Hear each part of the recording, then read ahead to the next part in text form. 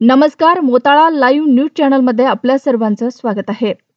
Railway gate भुयारी मार्गाचे काम संथ गतीने. सत्ताधारी पक्षातील नेते बसले आमरण उपोषणाला. गेल्या 1.5 वर्षापासून खामगाव येथील मुख्य पोस्ट ऑफिस समोरून वामन नगरकडे जाणाऱ्या रस्त्यावरील रेल्वे गेट भुयारी मार्गाचे काम सुरू असून अत्यंत संथ गतीने हे काम सुरू आहे. परिणामी शहरातील नागरिकांना मोठ्या प्रमाणावर वाहतूक कोंडी, अपघाताचा धोका, फेऱ्याने ये-जा दिवसेंदिवस वाढणारा त्रास सहन करावा लागत आहे.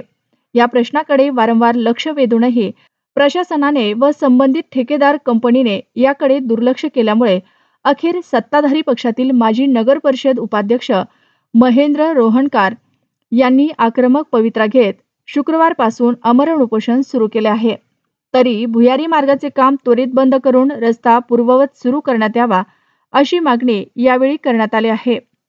जोपर्यंत मागणी पूर्ण होत नाही तोपर्यंत उठणार नाही व बांधकाम दरम्यान झालेल्या पाण्यात जलसमाधी घेऊ असा इशारा यावेळी देण्यात आला आहे. हे आंदोलन जे आहे हे सार्वजनिक आंदोलन आहे.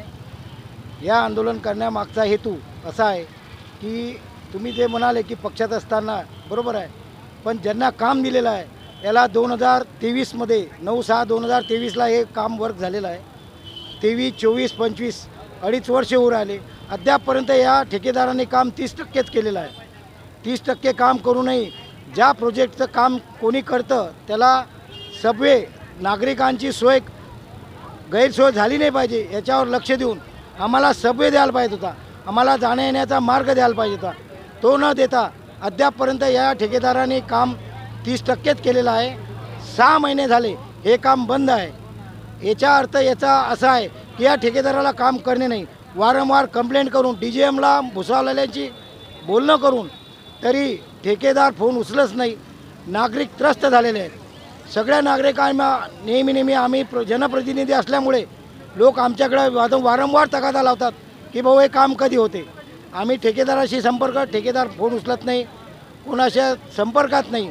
आणि या कामासोबत अकोला अमरावतीपर्यंत 2 सबवेचे काम, अंडरपासचे काम झालेले आहे. तिथली परिस्थिती सध्या अशी आहे की त्याच्यामध्ये फुल पाणी भरलेलं आहे. त्याच्यात आत्महत्या केलेल्या लोकांची त्यात अपघात झालेला आहे. त्या देरच्या दुरुस्त अशा विषयी आम्हाला पुढचा अनुभव आल्यामुळे आमचं सगळ्या नागरिकांचं असं मत आहे की हा अंडरपास आम्हाला नको. रात्री बेरात्री हा 800 मीटरचा अंडरपास आहे. इकडून लेडीज रात्री गेली, कोणी चेन ओढली, कोणी जर छेडछाड केली याला जबाबदार कोण राहील. त्या अनुषंगाने आमचे जे इथले व्यापारी आहे यांचे दुकानं यांना विकावं लागले, यांच्यावर उपासमारीची पाळी आली. या अनुषंगाने आम्ही सगळे नागरिकांनी ठरवलं की आम्हाला अंडरपास नको. त्यासाठी आम्ही आमरण उपोषणाला बसलेलं आहे. बरोबर आहे. त्याच्यासाठीच आम्ही उपोषणाला बसलो की याच्याकडून रिकव्हरी करा. हे जे भुजवा याचे पैसे पूर्ण रिकव्हरी ठेकेदाराकडून करा. त्याच्यासाठीच आम्ही आज उपोषणाला बसलेलो. माननीय नितीन गडकरींनी उद्घाटन केलं होतं या पुलाचं, थेट विरोध होत नाही मग तुमच्याकडे? आम्ही सगळीकडे पत्रव्यवहार केलेला आहे. आता त्याच्यावर कारवाई करायसाठी तो त्या ठेकेदार DGM जो आहे भुसावळचा हा काहीच कारवाई करून नाही राहिला. त्याच्यासाठी यांच्यावर कारवाई करण्यासाठी आज आम्ही उपोषणाला बसलो. पत्राची दखल कोणी घेत नाही का मग? घेतली नाही ना, म्हणून तर उपोषण करायला.